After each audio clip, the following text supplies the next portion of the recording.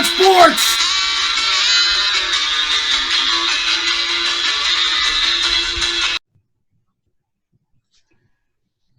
All right.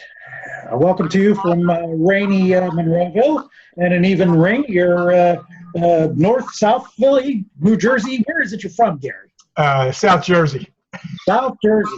Even rainier because God knows South Jersey's bad, so he's giving you worse storms than you're getting. He's certainly mad, like they used to say. So, lightning. I'm up here with Chris Magic Fletcher. Gary Muggsy Kin. I was going to go with Gary Tiny Kin for Tiny Archibald, but I thought they might get offended if I called you Tiny. I've been called worse. All right. We'll still go with Muggsy because that's what's on the sheet of paper, the sheet of integrity. Right. And I'm Dave, the round mound of rebound. How are you tonight, gentlemen? All right, how are you, round mound of rebound? I'm just wonderful. I'm wonderful. I got an electric smoker yesterday, and I spent the day seasoning. Who knew you'd have to do such a thing? So you just basically coat the inside with oil and turn it on? Is that what you do? Or No, I just had to turn it on for 3 hours, and then with about an hour left, I had to put chips in. Oh, okay. Sounds good. We did that, so we're going to be smoking. Gary, you'll come out, so join us for food. I'm up for it. I'm good with meat. Anything smoked, I'm good with it. So. All right, Tiny.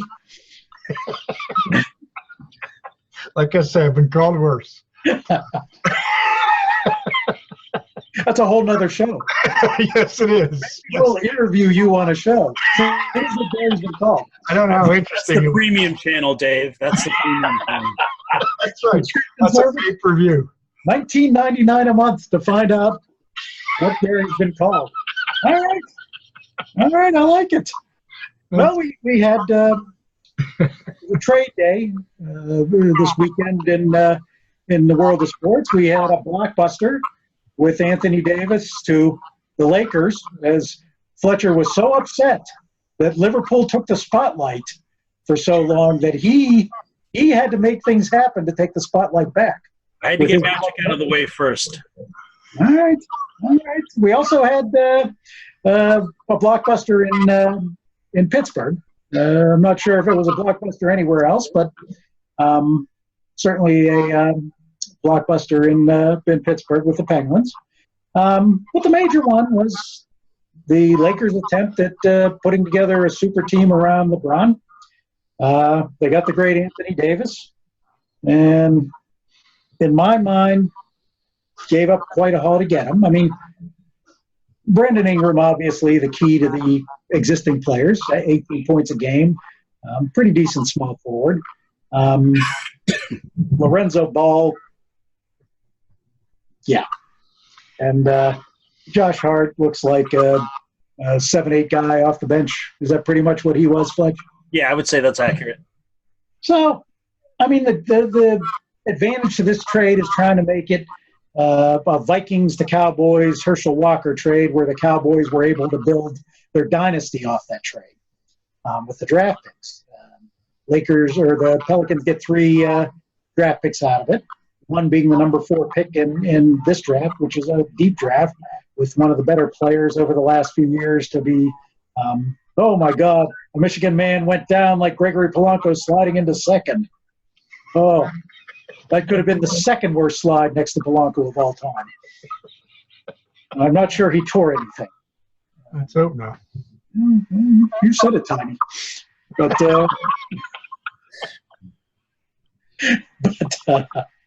But anyways, if we're done right, and they don't pull off the Cleveland Cavaliers where they waste picks on Deion Waiters and such with high draft picks, this could be a boon to the Pelicans' future. Zion he's a complete player. He doesn't always look for the shot. He looks to win. He looks for the guy with the best shot. But he's an amazing offensive player, and I don't want to say once in a lifetime talent, but I want to say a pretty rare talent. The kicker on this Now, the excitement is we're looking to see if they can sign Kemba Walker, looking to see if they can sign Kyrie Irving. Jimmy Butler's up for her. Kawhi Leonard probably will opt for his out. But there's a kicker that I read about this morning that unless Davis signed his $4 million trade kicker, or that they can delay the trade to the end of July, which is unlikely because obviously the Pelicans either want to package that number 4 pick or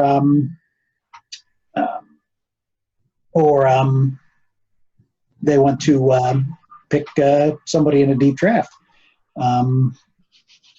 So that is going to be what is going to kill that, because that leaves them with $23 million. Not enough left to make possibly the max kind of contract that they'll need to get some of those players. The other thing that I see out of this, I mean, Anthony Davis pretty much quit on his team this year, in my mind. He did not look like he played in any way, shape, or form to the best of his abilities. I thought at the end, LeBron quit on his team. And plus, he's getting older. So, to me, Anthony Davis is a tremendous talent, a top 5 talent in the league. Is LeBron getting too old? I mean, without that 3rd pick, do they have enough to win a title? Because this is, Anthony Davis, if I'm not mistaken, could be an unrestricted free agent next year. Mm-hmm. So this is the kind of pick that if it doesn't work, you have just effed up your future, because LeBron's not going to go more than a few years at his peak value at best. So is this a trade to get excited about, Fletch, or is this a trade that really ends up potentially screwing up this franchise even more? Well, that part I don't think is possible. But you realize on this day that we're taping in 2010, it was the day the Lakers brought home crown number 16. I did not know that. And here we are. We have this pretty long streak now of not even making the playoffs. You know, I think the roots of this deal came from 3 things. First, that whole Magic Johnson debacle. It publicly shed some light on how dysfunctional the Lakers were. They needed to make some sort of splash to redeem themselves. The second part of it, Dave, you mentioned that draft pick. The Lakers got lucky in the lottery drawing. They moved up to number 4 when they had, it looked like they were going to be around 11 at the time. That was big. So that was a big bargaining chip that the Pelicans wanted. And, one thing before we get too much further, guys, can I say how lame a name of Pelicans is? Could that be the worst in the 4 majors? I don't know if there's anything close to that. The Pelicans, really? Well, if you're not used to the Utah Jazz scene around the city. Even the Lakers, it's from the Minneapolis area. There's not a lot of lakes in L.A. That's true. That's true. But the other major factor, guys, in my opinion, was the NBA Finals. It was, one of those things where they saw the injuries that happened to Kevin Durant and Klay Thompson, and that opened a path, I think they saw, that there was a limited time for them to get back to the finals. The Lakers gave up more than any team has in exchange for a superstar, including those with multiple seasons on their contracts in probably the past decade or so, easily. There's only one way that this deal works for them, and Davis needs to sign a longer-term deal. He's 26 now, and they need to lock him up to 5 to 10 more seasons. But then, Dave, you brought the question up, now what? Is it Kyrie Irving, Kemba Walker? Are we seeing another super team? I don't know. Or do you spend the remainder of your cap room going after another superstar, or do you go after some really good role players? LeBron – just had the first serious injury of his career, so maybe he's not invincible. And the other question is, will they overcome the dysfunction? Hopefully this will lead people to talking about the Lakers in a more positive way for a change. I've said this before. The league is better when its signature franchises like the Lakers and the Celtics are in the chase for a championship. Yeah. Already some pundits are picking them as favorites. I'm not ready to go there. But I think as far as to say the streak of missing the playoffs, I think that's probably over, given everything else that has happened to this once stellar franchise. But I still want to, wait and see. I think I need to let this all play out. But one thing that I think is for certain you're going to see a lot of pick and roll next season with James and Davis, and that's going to be a hell of a pick and roll combo. You know, Davis is a real double threat in that area. You know, he could drive to the basket or he can step back and hurt you from the outside. So that should be exciting. The next it's going to be like the Penguins, which I'm going to talk about in a little bit about what's going to happen in the next few weeks is going to be pretty exciting, I think. Well, I would tend to agree with you. Now, if you can't, and again, I hear that Harvard is basically the only school in the country who offers courses on NBA salary cap rules. I sure as hell don't understand how you can have salary cap that affects you so much. But if they only have $23 million to spend, I don't think a guy like Kyrie Irving, if you believe the reports out of Cleveland when he was there, he wasn't in love with LeBron James. No, I don't think Kyrie is the fit. It's Kemba Walker is the one I think that they're really putting all the Jets toward. Will he take a non-max contract if this kicker doesn't go through? Which, unless you make an agreement that the Lakers draft who you want and then trade him to you at that point, I'm not sure that they're going to be able to do this. Yeah. Do you go for the parts at that point? Because right now you gave up a lot of parts to get him on top of the 3 draft picks. Yeah, I really don't know, Dave. That's the big question. I mean, I think one of the things is they got rid of some distractions for sure. Getting the Ball family the hell out of there. Yep. Yep. We'll see. I mean, the whole thing around the Lakers has just been a mystery.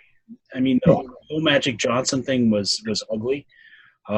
They're a team that needs to rebound. This is a good first step. You know, we don't know how much LeBron has left in the tank. That's the other question. Well, is it now that I'm going to call him Le'Veon Ball because, you know, I like the name Le'Veon with the Rocket Man movie out. Yes. He has now predicted that the Lakers will never win another championship. Oh, I'm sure that's going to scare us all. That's going to scare all the other teams in the league too, I'm sure. Well, he's made the prediction. Yeah. Well. He also made the prediction his son would be the greatest player ever too. Not sure he's going to be the 8th man on some of these rosters soon. So he's the greatest player named Ball since Lucille. I would think. So, but Gary, in Pittsburgh, we made a deal that's important more for salary cap reasons than I think what we got. Yeah. Why don't you talk a little about what happened in the Berg with our blockbuster? Well, I mean, I think it clearly shows that, you know, I don't think, you know, Chris, I know you're going to touch on some of this later. I don't think they're near done. You know, it's not just that. You know, I don't know if you saw it today, but, you know, Rutherford made it pretty clear that, you know, he was going to deal Kessel, but it's clear that Kessel's not, other than to the 8 teams that Kessel's contract allows him to go to, he's not going to approve any of them. But they're going to keep trying. I don't know who those 8 are, but I think they're going to keep trying. I think they've decided that it's time to retool the thing, and I totally agree. I mean, Maata was a high draft pick. I don't think they can sell Kahuna all they want. Kid can really skate. You know, he's got some skill. They can do those things, but I don't think they got enough here for Maata. He clearly had fallen out of favor. He's injured all the time. Even though he's got somewhat near the body you want to see an NHL defenseman these days, he doesn't play like that. So I think that salary, was something they felt they could eat, and I understand why they did it. I don't know if they're deep enough without him. I think they really only got 4 defensemen that there's not a question mark about. But I understand why they did it from a financial standpoint, but I think they could have gotten a little more. Now, Cahoon's a baby. We'll see. He was able to skate well with a lot of the Hawks who could really move, like Kane and DeBrincat and Taves and other guys. But he's a baby, too. He hasn't played that many games in the league. So, and people say it reminds me of Simone. That scares me. Because Simone's a guy that if I could move him, I'm moving him. You remind you of Simone if Simone could put the puck in the net. I mean, right. I mean, I just think, you know, I'm not saying that you can't have small, skilled guys. I just don't think you want to be overloaded with those kind of guys. And, you know, I think it's going to be interesting to see what happens with Sullivan here, too, because it appears there's going to be a little bit of a philosophy clash here. Yeah. You know, I think the knock on Maata was always that he wasn't physical enough. I agree. He wasn't. And I think they're going to have to get that way. And I think as I look at the roster, I honestly think there's going to be a lot more active talk than even they might let the media know about Hornquist, Malkin, and Kessel up front. And I think on the back end, honestly, I think Schultz and Letang are going to be bandied around depending on what happens with the draft. You know, I mean, I just think that they realize now that a lot of the things, and I'm not saying I'm right, but I think you look at the teams that keep winning, including the Blues, big, long defensemen, big punishing forwards. And I think the Penguins are looking at the roster of guys that are out there. You guys got a chance to look at it, but look at some of the UFAs and the RFAs out there. Did you not want this kid, Jacob Vrana, to come in here and be Carl Hagelin younger? I would. He's an RFA. So you got to give up some picks, but I'd consider – this kid Besser was considered to be Rookie of the Year in Vancouver a couple years before he got hurt. Really a speedy forward. Speedy, can play all forward positions. And he's somebody I'd be looking at. Timo Meier out in San Jose. Now, I think San Jose is going to throw a lot of money at him because they're aging. But he's kind of a big forward, 25, 30 goals a year. Use a guy like that. Charlie McAvoy of Boston. I think they're going to throw some money at him too, but you never know. He turned down one deal because he saw the deal that the big defenseman down in Florida got. On the UFA side, you think we could use a big guy like Anders Lee? Now, they got to move Johnson and they got to move Malkin or Hornquist or Kessel or one of those guys to do it. But would you want a guy like Anders Lee, 28 goals last year, 40 the year before, big guy who can rough it up a little bit? Michael Furland out of Carolina. I think they're looking at some of these bigger forwards, and I think they're looking at some of these unrestricted free agents, and I think there's going to be quite more personnel. I think they're going to try to make more personnel changes. Well, let me ask you this. You said earlier that Maata, you thought they should get more for him. I thought they should have got a little more than just Derek Kahun and than they did. That's I mean, my thought about him is at his price. Yep. And the fact he was one of the slowest. Yeah, I mean, one of the slowest defensemen in the league. And weirdly enough, Stan Savran brought up a good point today.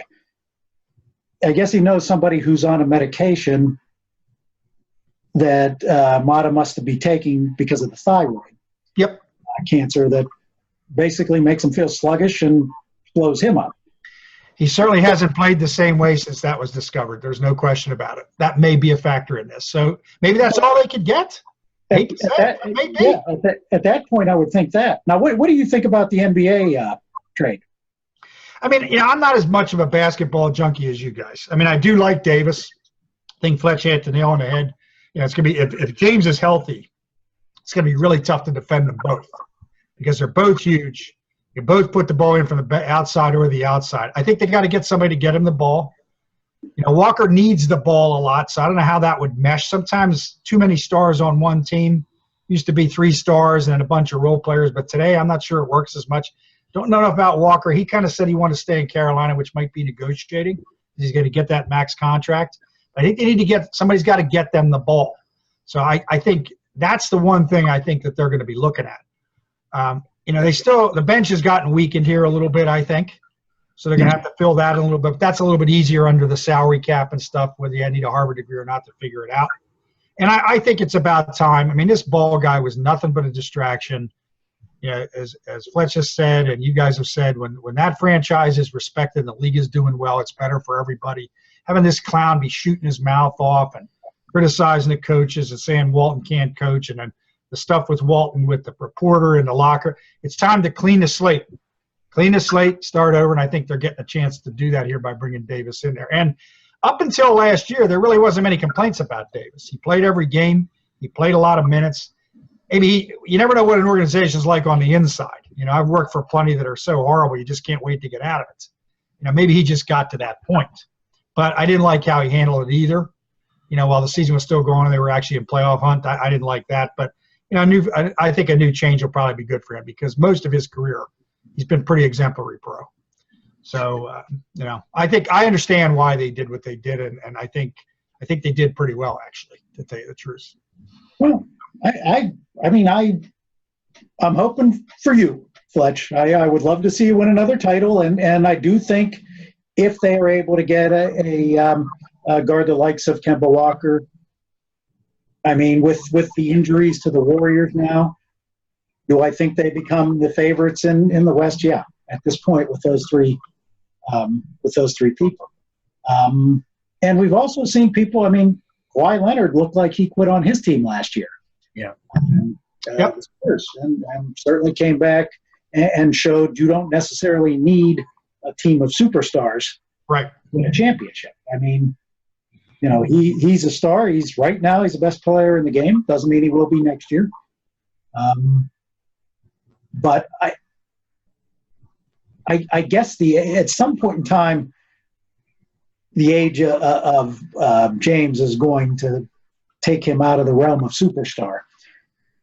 And I don't think it's going to be next year. So is it worth a gamble?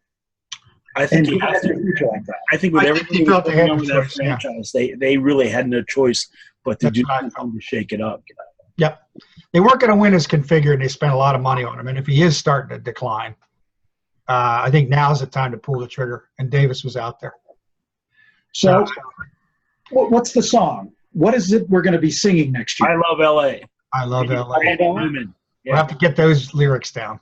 Can I go back to the Penguins for one thing, though, Dave? It's interesting. As I look at this roster, I kind of laid it out today. Yes. We're going to hit that on the next segment. Okay. All right. So we'll get to that in the next segment. All right. But I will tell you guys that should Michigan pull this out here, and they are leading 1-0, what do you think you guys will be singing? Am I singing "Hail to the Victors"? Yeah, right. Yeah. Is that good enough? Yes. It's a song that makes me cry. Yeah, we'll have to get the music. We'll have to get the music down. I get the music. Yeah, okay. I get the music. But I'm pumped up that basketball is to the forefront like this. That this is going to be probably one of the most interesting off seasons we've seen in a while. I really am pretty excited here that this is going on, that the Lakers could be. I mean, if Kyrie decides to stay, and I'm starting to get the feeling that he might not be interested in sticking around in Boston. And if that was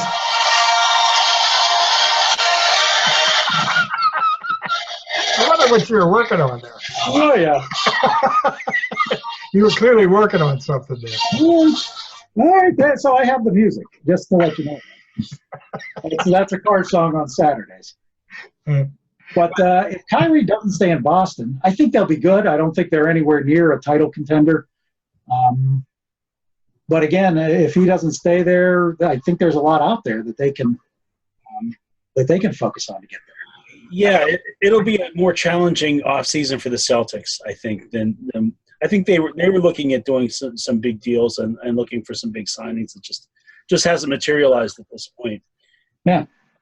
I'm not, Dave. I'm high on his talent, but this is a second organization now where clearly, he wants to get out, and I'm not sure they really want him all that much where he was.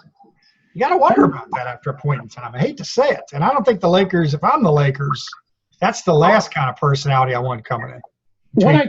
What I can say is he's an immense talent. Yes. I'm not sure he's the kind of talent like Kawhi Leonard who can win on their own as being the leader. I think he's more a part than a guy that can bring a title with him as the primary piece.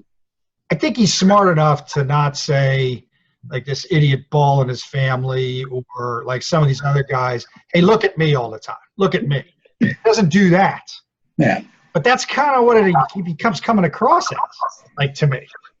Because he's always got – he doesn't come out and complain about Stevens, or he didn't complain that much in Cleveland. But then as soon as he got a chance, well, I want to go my own way. Yeah. Go your way. I haven't won anything. Okay? So, I mean, I'm not a big fan of his. And if I'm the Lakers, I'm going for a hard – honestly, like a tiny Archibald kind of guy. Somebody like that. That'll do all kinds of stuff to win, get the ball, move it around.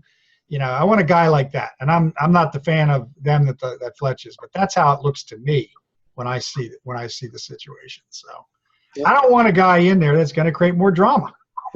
Well, I think this could be the perfect storm for the Lakers, if you think about it, with the Warriors, with some of the other issues in the West.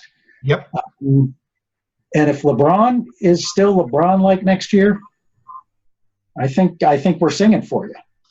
Yep. Well, here's the other thing if I'm the Lakers, I get Kobe on the phone with Davis right away and just have a little confab and say, look, this is what it means to be a Laker. This is what it means to be part of the tradition. This is what it means as, this is what the role that you need to play here now that you're a Laker. And that's what I would do. I would get him on the phone. Well, I think that's what. And I'd add, this may be your best chance playing for a huge brand, huge market. This may be your best chance to get a chance to, grab a brass ring here. You need to get some pieces around you. Work to do that, but this may be your best chance. I mean, let's face it. So, with Kenny Buss, they may accidentally buy a brass ring instead of an actual gold one. Well, just keep your brass monkeys inside. That's all. At least other than underneath the boards, yes. Well, I'll tell you what, before we take a break here, why don't we talk about combat sports? It was a pretty interesting weekend of heavyweights.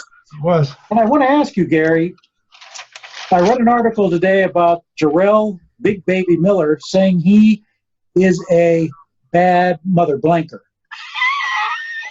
Is he truly a bad mother blanker? Shut your mouth. There's it's interesting how the world works.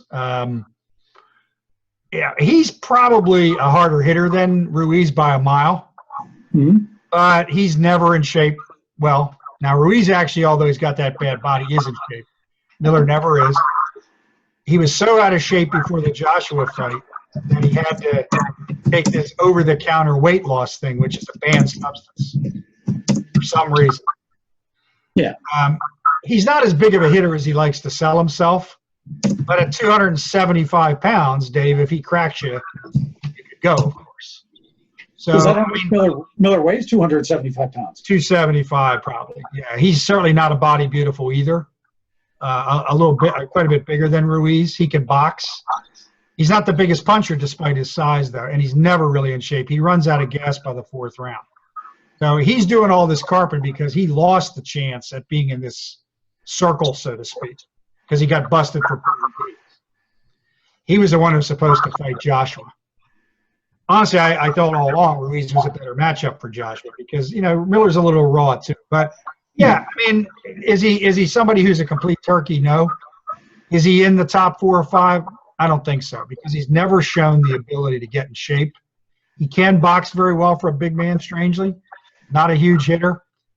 I don't think he scares a lot of these guys as much as some other guys do, to be honest with you. So to a person like me, he might be a bad mother blanker, but to Joshua or Ruiz or some of the other heavyweights, Tyson Fury, he might not necessarily be a bad mother blanker. I don't think they're not going to climb up the steps to get in there with him.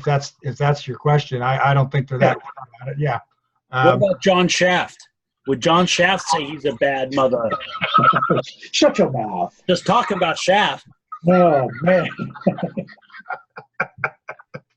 So, I mean, Miller's a big personality. He's a crazy guy at the press conference. He got pretty crass at the press conferences when they announced the Joshua fight, but he also looked like a complete turkey because he said he was going to come in and knock Joshua out, and then he's taking something because he wasn't working hard enough to lose the weight to get in shape to fight a guy like that. So he looks like he took a cocktail of drugs, which in essence is why he is not fighting for the heavyweight championship. I think right, and I think what's happened in all these sports day combat sports is the fact that they've gotten very concerned about the PED use. Mm-hmm. It's kind of on the outside of sports looking in anyway. The average person, kid raising her, mom raising her kids, she's not telling them to watch boxing. It's always been on the outside. Okay, yeah. It's a macho thing, and I think the PED use is, was so poorly managed, particularly in the MMA side for a long time. They're just not going to tolerate that. Miller's going to have a hard time getting himself back in the mix, I think. Okay. That's my view. All right. That I enjoyed the fight. As I promised, I watched it when I got home. Interesting personality, Fury. Yep. Is he the best heavyweight out there? I love the lineal angle they took. Obviously, he got stripped of his titles, but he took the lineal heavyweight championship angle, and I thought that was brilliant.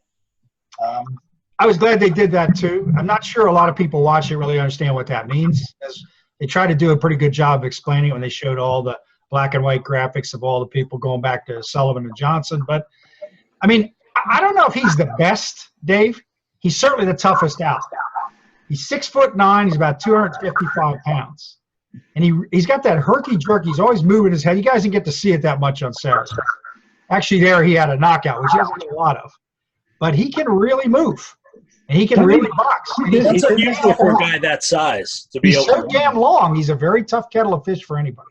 They showed that one sequence where I saw that he moved his head to the point where it looked like we were getting into a little flurry in the corner, and not one punch hit him.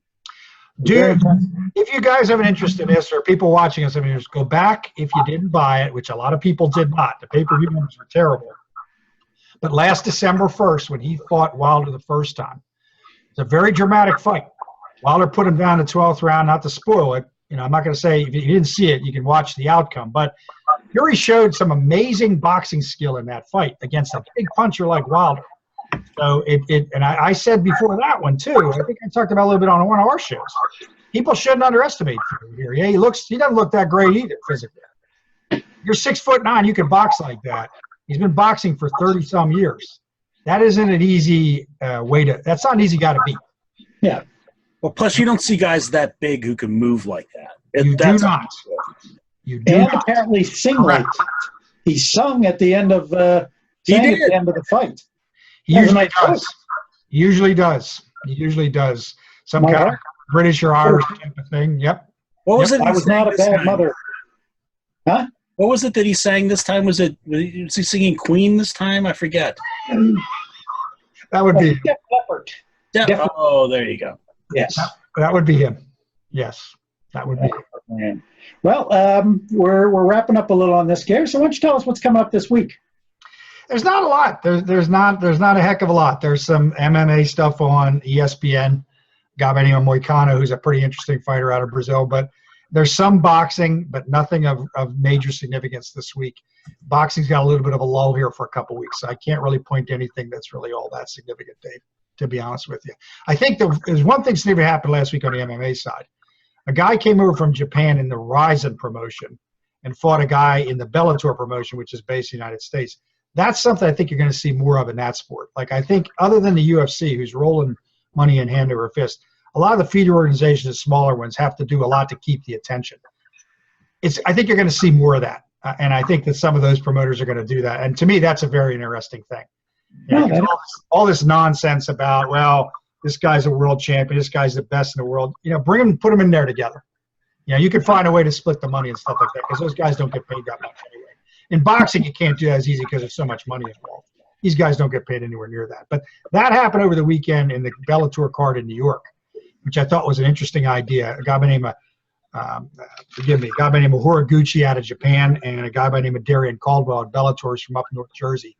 And the guy from Japan won. And so now as a result, now they're going to have to fight each other again, to determine who's got the belt in the other organization. I like it. It's interesting stuff, and it's good, I think, from a business standpoint. So absolutely. I would agree. Well, gentlemen, we are going to take a little break here, and when we come back, we're going to talk about Penguin hockey. Sounds good. Coming out on June 24th, Pittsburgh's Greatest Athletes, the top 50 athletes in Pittsburgh history. Who's number one? Who made the list? Who didn't? Find out on June 24th. Pittsburgh's Greatest Athletes. All right. We are back from our break. And we, of course, talked earlier about the Ali Maata trade, which is the beginning of what could be a very interesting offseason for the Penguins. Fletch, why don't you give some thoughts on what you think is the next domino effect of that move? Well, it's obvious that Maata, through injuries and the subpar performance, had really fallen out of favor with Mike Sullivan and the coaching staff. Yeah. Gary, you said they didn't get enough back. Personally, I like the deal. I mean, they needed to shake up that locker room. And, by all accounts, Maata was a good guy. But, the biggest thing that this deal does is it frees up cap space. I mean, Yes. in return for Dominic, they get about $3 million a year cheaper under the cap. And he's a guy who can skate and score. And he may slot in as a top 9 forward, maybe even a top 6. We'll see what happens. Good. I think Jim Rutherford did well with the deal. But like with the Lakers, which we talked about earlier, I have to ask what's next. Phil Kessel, he nixed a deal which would have sent him to Minnesota, and it appears he's worn out his welcome with the Pens, just like he did in Toronto, which is really a shame because this is a point-a-game guy that just doesn't seem to fit in anywhere, and that's really a shame. I would have liked to see that Minnesota deal go through. I would have liked to see them pick up Jason Zucker, but Rutherford says that he's not done, and he said he's going to welcome Kessel back with open arms, but I still think that some kind of deal is going to be made. I also would say that we may have seen the last of Chris Letang. He has some leverage there too, much like what Kessel does. I think there's something like 12 teams that he will not sign off on going to see. Derek Brassard, is there any value to this guy? Can they get anything back from him? I don't know. Hornquist is a good team guy. They rewarded him with that big deal, but his value is decreasing with both age and once you get a concussion and get a couple concussions, you tend to be prone to that. So that's going to be something to look at. Malkin, I personally think a change of scenery would do him some good, and he could potentially fetch an interesting return. But the word that I heard was that Mario doesn't want that to happen. He wants him to be a legacy player who only suited up for the Penguins. So I don't know that anything's going to happen there. Yeah. What I think we're going to see, guys, is the next 2 weeks are going to be real interesting. It's going to be very telling for the Penguins. Rutherford said in the Post-Gazette that he didn't like the chemistry of his team. He said that despite racking up 100 points, that they never really came together as a team. So maybe they weren't hungry. Maybe after a couple of cups, some of those guys might have put in a little cruise control. Maybe Sullivan's not getting through to them anymore. That happens where veteran teams sometimes tune out that coaching staff. And I really think that this changes are going to be needed. So, but the thing that I like about it is we've talked about this before. If you're going to have somebody doing all this work, Jim Rutherford's your guy. I mean, I've got a lot of trust in him. He's not afraid to pull the trigger. The next couple of weeks are going to be really interesting. I mean, they got to get bigger. They got to get faster. I mean, you mentioned Maata. There were times that it looked like he was skating in cement last year. Yep. Yeah. And Agreed. he has a decent shot from the point. He just wasn't getting it on goal. Was the other problem with it. Nope. Letang, I think you have to move him while there's still some value. I mean, he certainly had a very good regular season last year. I think that it was one of his best in the last few years. So I think there could be some value. Did not have a good postseason. No. Nope. And Gino, just a bad overall season. I mean, maybe he has a lot to prove this year, but for some reason there was a real disconnect between him and Sullivan, and it showed. But one of the other things that Rutherford said is that he doesn't see this as a bad team. He sees it as a team that has potential. It has that window, but they need to make some changes. And I think we just saw the first of them, and there's more to come. I would agree. I'll say two things. I don't know, looking at Chicago's point of view, I'm not sure what sense this makes for a team that's rebuilding. I don't either. To me, I don't see where people are coming from that this guy was a top 4 defender last year. He was not.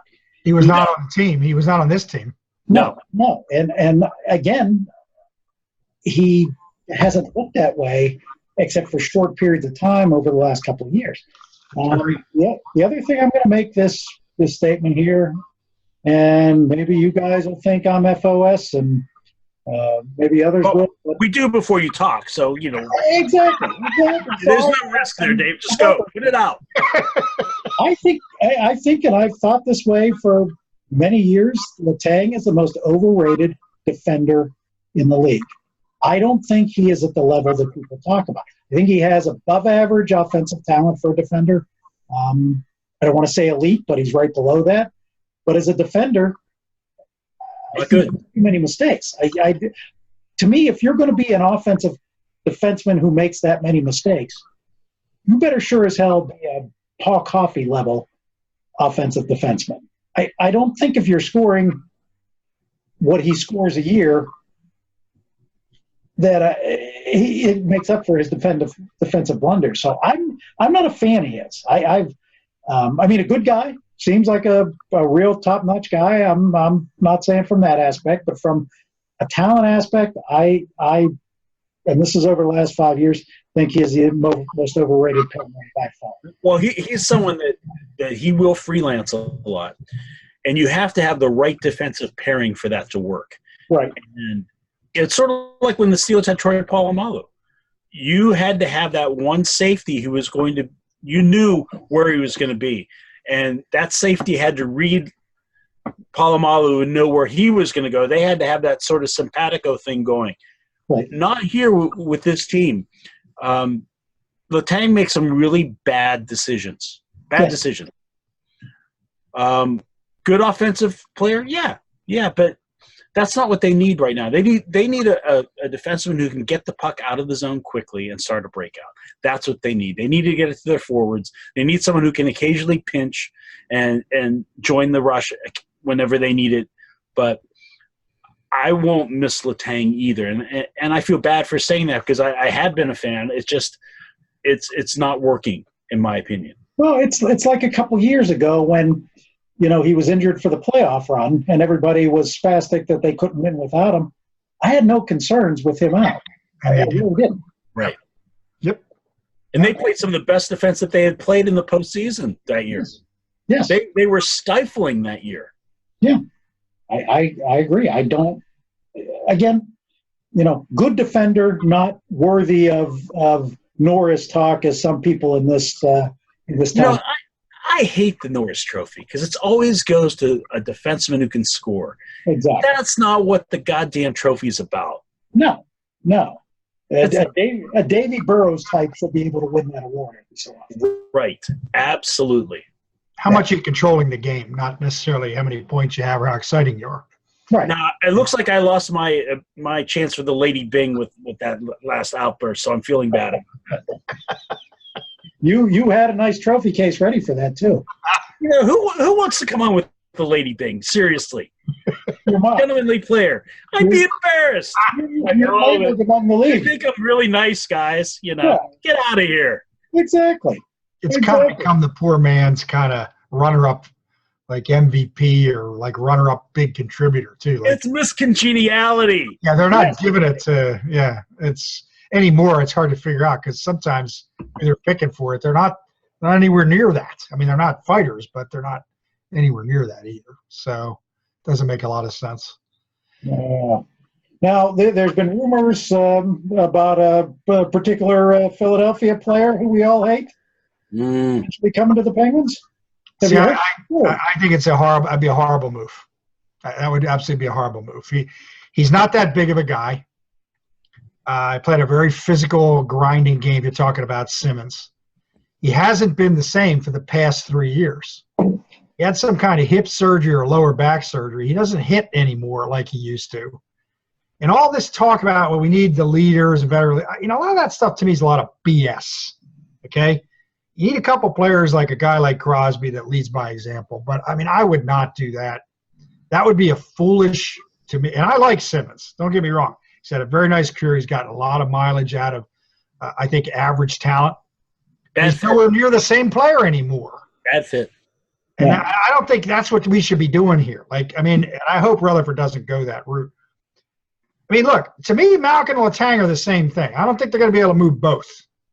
both from a fan sports standpoint out there, because people get married to him out there. I mean, not everybody's like us. A lot of people, they love the jersey. In fact, he's been to the Cups, blah, blah, blah. But Malkin and Letang are both the same. It manifests itself a little bit differently. They're both undisciplined. Sometimes when the game's going the wrong way, they get worse. Malkin takes stupid penalties. Tang try to do everything himself.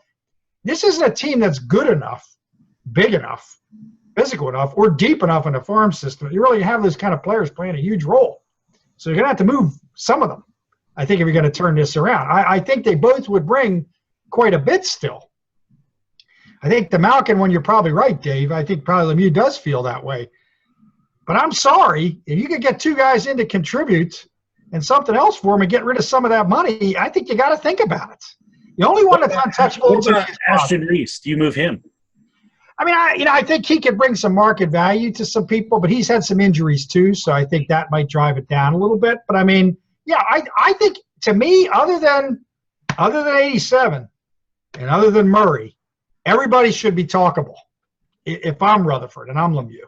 Well, see, Gary, I don't know about Simmons. I was talking about Gritty. I thought you meant Wayne Simmons. So talk about the great mascot, Gritty. That's beautiful. I'm so sick and tired of hearing about it here. It's unbelievable. I mean, they finally hit on something. Okay, they had one of the worst arenas in the league, horrible traffic getting in and out of it, terrible food, high-priced tickets. They finally hit on something. And all these crazy people love this mascot so much. That's all they talk about. They don't talk about the fact they won a Stanley Cup in 45 years. Let's keep that streak going, fellas. Right. So, I mean, it's unbelievable. It's just unbelievable. It's so much form over substance. But, I mean, the Simmons thing, there's been talk about that here, too. Yeah. Go to the hated Penguins. First of all, that's just completely juvenile, as usual here. He's going to go where he gets the most money because his career's almost over. Right. And if they invest, they have $6 million at this point after the trade. If they spend any money investing on him, which would be a $2 or $3 million investment, I would think. He's more, maybe more. That would be stupid. And why would Sullivan like him any more than Reeves? He would. He's not. He's a little more skilled than Reeves, but yeah, I mean, Reeves gives you more now at this point in his career. So he's about as little more like Tiny Archibald was. I think you should be looking at the UFAs and the RFAs. I mean, I'd move some of these big dogs if I could, and get them. I'd move Schultz even. I like Schultz, but he's been injured a lot. Somebody wants him. He's making a lot of money. That's a tough contract to move, Gary. I don't know that you can do it. But I mean, I think you better get somebody in here to play with Crosby on the power play, and you better get some size on the wing somehow, or you better go out and play that market and get rid of a couple of these bigger names, because I just don't see it. I think if Mario thinks, and if Rutherford's saying that, yeah, they got 100 points. Everybody gets 100 points. Everybody's a 2-point game if you got a pretty good team. Yeah. They had a ton of trouble all year long with the Islanders in the regular season, Columbus in the regular season. The Caps actually played pretty well this past year, but I don't think they match up real well there. And I'm not saying we're going back to the 70s or 80s with the wrestling, but they're just too small, and Crosby's got to do everything himself. So, I mean, to me, some of these big free agent forwards that are out there, they're going to command some big money. But I'd be trying to free up some money to do that if it were me. And that's exactly what this trade was. $3 million in the bank. Exactly. And I think even if you don't get top value, you're right. You need to free up more money to retool that way. You need to get, among everything else they need to do, they need to get faster. I think that's true too, strangely enough. I agree. I agree with that. I agree. I mean, the only ones that really can move, I mean, Gensel can't because he's playing with Crosby. As Chris has said a couple of times, it's hard to play with Crosby. Gensel's proven he can do it. McCann's not all that. He's not the fastest, but he's a bullet. We need more guys like that too. Guys are great in space. He's deceptively quick. And he's a bullet. He's kind of like Hagen, a little more physical. The other thing, guys, is that they could potentially move a goaltender too. They've got the ability to do that. I would think that one of those guys is going to go.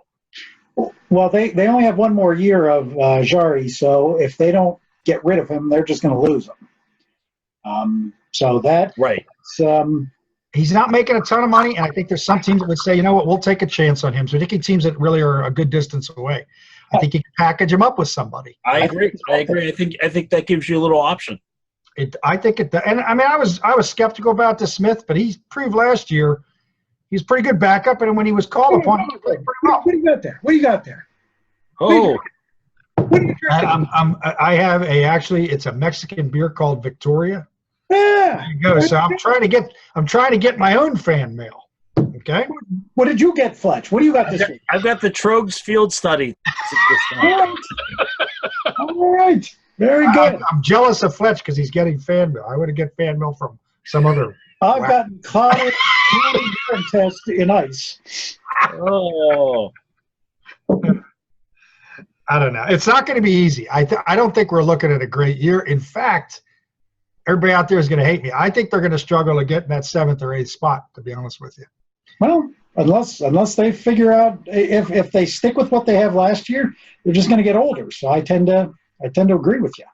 I think the best thing they could do is dump another big salary at this point and go the UFA route. I agree. That's where I'd be going. And you may still not make the playoffs because of that, but at least you're starting to put it back together, I think. And I think you're right about the speed. It's funny. That's why I focused on that kid, Verana. He's a restricted free agent, so you have to give him some draft picks. 24 goals last year, and he was a key factor when they won the Stanley Cup. He's a Hagelin with better skill. Okay. Think about that. Yeah. That's why I really wanted Zucker to come here because he's good for 25 goals a year. He can move too. And he can move. That would have been a hell of a trade. Yep. Well, I guess it's not over yet. Maybe they can convince him. That's going to be in my prediction column. As we get there, we're going to talk a little about that potential trade in my prediction. Oh, that's a tease. That, my friend, was a tease. That was a good lead-in, yes. Tease him. Oh, man. Now, did you watch the golf this weekend? I did not. Sporadically. I'll tell you what. That's why I love when it's on the West Coast, except if it's in, of course, Oakmont. But because I usually have to work the Sunday morning. And it allows me to come home and watch pretty much the whole round, 4th round.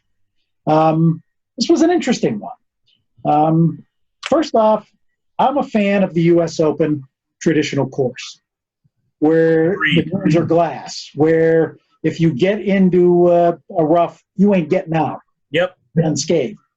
And to me, Pebble Beach was set up by a bunch of wusses, okay? It was set up for the players, so they thought it was fair, okay?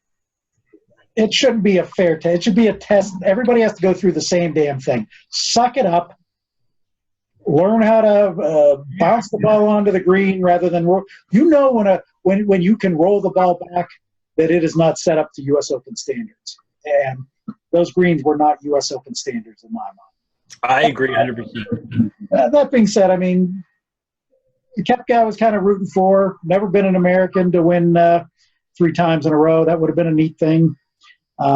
Gary Woodland came out of nowhere and was consistently the best guy on the course. But to me, the great thing about this last round was you got to see a little bit of Tin Cup on the 14th. Yes, you did. Oh, it's what do we got that there? Par 5, 582-yard hole, which, if I'm not mistaken, is the longest hole on the course. So at the point, you're 3 strokes behind. He's at Woodland's at -11, Rose is at -8. Koepka, if I'm not mistaken, was at -10 at the time. Yes, 1 shot off.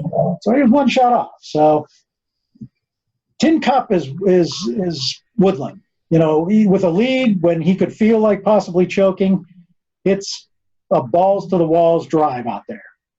Justin Rose, as I looked at it, yeah, you're a little bit into the fringe, but you're still in an area where you can go for the green. He was 284 yards away. You're 3 strokes down. This is the stinking U.S. Open. It's not the Travelers Open or the Canadian Open. Sorry for our Canadian friends out there. Hey, indeed. But you have to go for an eagle on this hole. You have no choice but to go for an eagle. Busher of the week. He is the Busher of the week. Exactly. He was the David Sims, the Don Johnson character in Tin Cup. Woodland being the Kevin Costner character. Rose decides to pull an iron out. I'm screaming at the TV, what the F are you doing? Okay? He's no Mother Blanker, that's for sure. He lays up 150 yards from the hole, and these guys are, what a great move, what a great shot. Bullshit. No. Bullshit. So what if you're on the fringe? You go for it. If you miss, what the hell's the difference? You have more money than you know what to do with. It's not going to make a difference from that end, but it could win you the possible U.S. Open champion. If Woodland sees that he goes for it and makes a great shot and gets on the green, that puts a little choke collar on him. Quite a bit. Especially for a guy who has not had a history of being able to finish. Exactly. Like a pussy. And I'm going to take the W off and go full pussy on this one. Go full pussy. He hits it 152 yards from that. Woodland gets up and smacks the damn ball on the green. Okay? He birdies the hole. Pussy boy pars the hole, as David Sims goes for. And that's the tournament right there. All of a sudden, you're now 4 strokes down, tournament over. Yep. Woodland had the balls the whole time, even on the last hole when he's 30 feet away and he needs just 3 shots to get it, 3 putts to get it in to win. He goes for the birdie from 30 feet away, not hitting it 20 feet to come within 10. He goes for it. He's how Kevin Costner should have been in the end of that movie, not hitting it into the damn water. They should have had him winning like this one to show people that David Sims is a pussy and you don't reward pussies, right? What was his explanation? I'm sure the press asked him what happened. He said, I'm a pussy, is what he said. That's why. Is that what yeah, of course. He came out and said that. I grew up a pussy. You know. Did he say something like why I wanted to finish in money? What was his explanation? I didn't hear. I wouldn't have wanted to hear it. Yeah. You know, I'm thinking in my mind, if he's doing, I'm screaming at the TV pussy and my kid's there and Bib's there. And I don't think they'd appreciate me screaming pussy at the.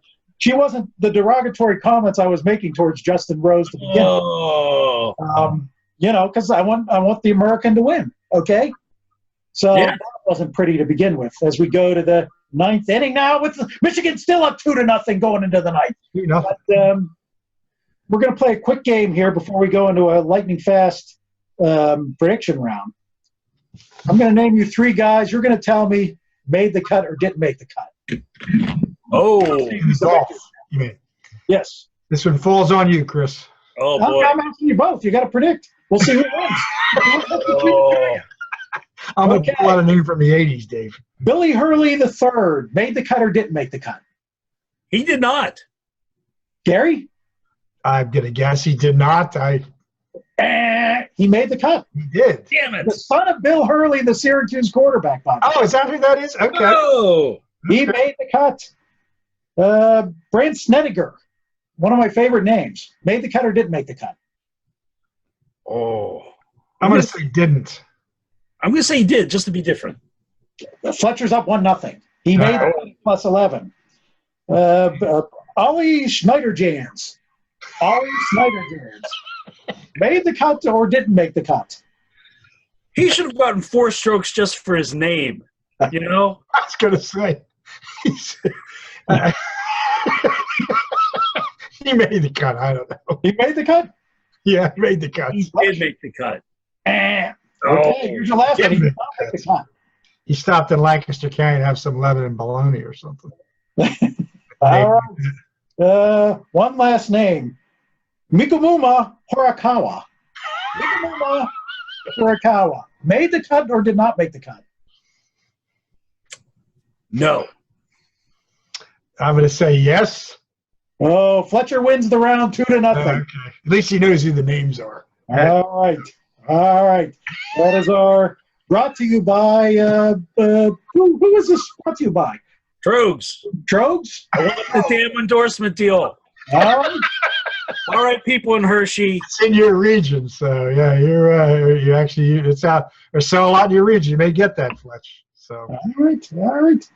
Now, our other story of the week. 25 years ago tonight, I was trying to watch the Knicks and the Rockets in the NBA Finals, and that was after I was at Oakmont earlier in the day as Arnie made his last U.S. Open round at Oakmont. New York was having a party because the Rangers could no longer be mocked with fans saying 1940. And the hell else went on that day? The U.S. Or not the U.S. The World Cup began for the first time on United States soil that day too. But it was that day that O.J. Simpson was in a white Bronco, being chased, taking the goddamn NBA game off the TV for me. I think we talked. We were on the phone during this thing. We were. Dave. We were on the phone during that. That was unbelievable. And now 25 years later, this bastard is starting a Twitter account so he can set the record straight. Well, hopefully he'll find the real killers. That's really what he should be devoting his life to. I remember I once read in Leviticus that O.J. would announce the killers 25 years after he was in a white Bronco. I think that was Leviticus 2:3. But I mean, we're all hanging on. We're all hanging on his proclaimed innocence too. I mean, it's just, I think it would. We're going to have him on here to proclaim his innocence. We're all just hanging on this, and to tell who the killer we're was. All hanging on sports. Right. But 650,000 followers on Twitter. 650,000 followers in 24 hours. And my thing to them is and I'm going to say it, and I know if we had a sponsor, it'd be out, but get a fucking life. I totally agree.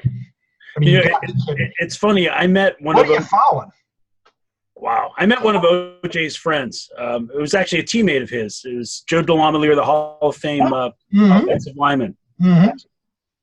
And Joe tells the story that OJ was self-conscious about the size of his melon. He had a big frickin' head.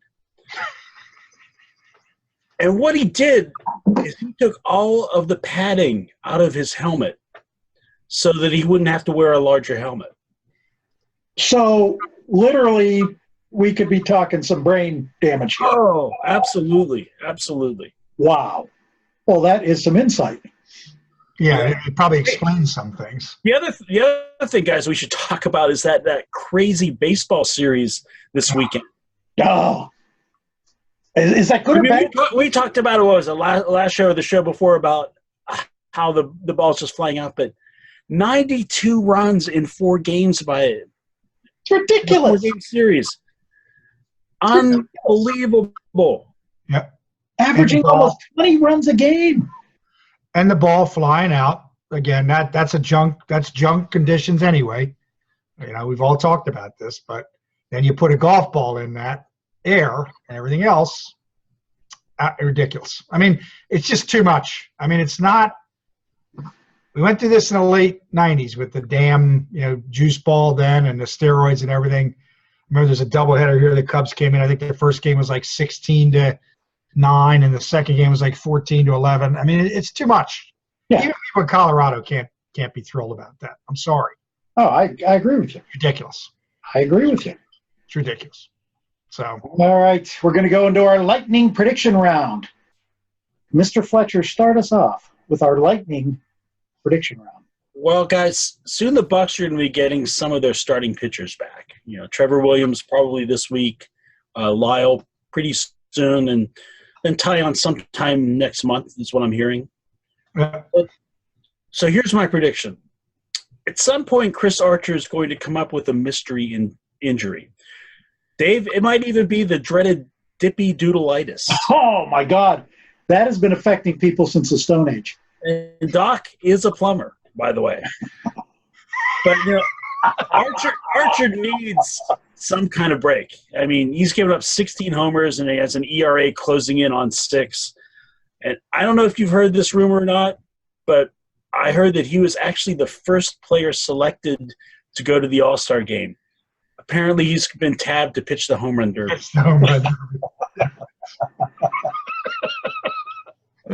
Yeah. All right. Oh man. Well, it certainly has been a ridiculous. You know, I'm trying to get here's the the thing. I mean, video up here. I was unable to do it. I apologize. it's unbelievable. He has one horrendous inning every game, and he's given up almost 20 homers already. It's baffling, and it's not like he can't hit the location is the problem. He's grooving pitches, and it's even pitch selection. I mean, he's not throwing a breaking ball. It's just crazy. I haven't seen anything like this. It's ridiculous. He has more talent than that. He has to. But I tell you, 2 years ago, I watch a lot of them because Pat and I have traveled down to that part of Florida, and I like it down there. Going to some of those games. And a couple years ago, Fletch, when he struck out like 230 or something, it might be 3 years ago. Then he just like something changed in him. Like, he first came out and he hit the major leagues. He would move the ball around. He could still hit the corners and stuff, but he didn't. And I don't think he's throwing as hard as he did then either. I don't think the velocity is down, Gary. I think it's location. I think it's location. I don't know. He doesn't have the same movement that he did. Well, there may not be the movement, but the velocity, I mean, the radar gun's still hitting where it should be. It's just that I mean, clearly it's in his head. I agree. But I just don't think he's the same pitcher he was 3 years ago either. And you feel bad for him because he's a stand-up guy about the whole thing. Yeah. No, I agree with you. But they're going to find some reason to shut him down, and they're going to say it's some sort of injury. It's inevitable. It's going to end the season, and just like Kata, who they have no idea what's wrong with them. Won't put him on the 60-day, but they'll shut him down too. But Archie, you're right. They're going to shut him down because of dipsy-doodleitis, which is not on the internet. It is not on the internet. I kept trying to find it. I can't find it. Maybe you have to go to Frantic City. Frantic City. Let me try that. Gary, you give your prediction while I'm looking up Frantic City. I mean, it's funny. Mine pertains to the Pirates too, but you're starting to look at it now. 32-39, 7 games behind the Cubs, 8 behind Milwaukee, or 7 behind Philadelphia, 9.5 behind Atlanta. You're certainly not going to catch the Dodgers. I mean, the season's coming to a quick end, I think. Yeah, it's time. And I think that, I guess you said it, I don't know if it was last week or a couple weeks ago, Fletch, I think that front office is going to be looking at moving some guys too. Now, they don't have a ton of pieces to move, not nearly as many as the Penguins. But I think they're going to have to do it because I don't see them, even with these guys coming back. Now, of course, they've been one of the most bizarre organizations over the last 5 or 6 years in terms of prediction and expectation versus any. So I could be dead wrong here, but I just think they're going to fall further and further out of it. And Gary, I'm going to have to interrupt you here for a song. Who's that swinging down the street? Who's the bird that you for me? That you eat well? Listen to the dirty bird sing. Screw it up, pow, There you go. Go. Oh, Freddy boy. Freddy boy. There you go. This is Jurassic. There you go. Go ahead. I'm sorry, Gary. That's okay. I think the Pirates are going to make a few moves, is my prediction. I don't have the specifics. I haven't really thought it through that far. I think even beyond Archer's troubles, even with these guys coming back, they're starting to fall hopelessly out of it now. You got 90 games to go. You're 7 to 10 games behind. I don't think they're good enough to really cut that down that big. And weirdly enough, he is trying to tell us on Sunday the reverse of what he said last year, that this team is not far away from being a contender, which blew my mind. You have fans not caring if you sell, and you're coming up and telling us you're not far away from being a contender? Well, guys, they're 3 players away. The Father, the Son, and the Holy Spirit. That's right. Got to go out and get them. That's right. Oh, man. But they don't have a lot to move, but I think they're going to start. I think despite all that, they're going to have to do something because I think they're going to. They're sellers. They need to. Yep. Well, I think you know the gist of my prediction.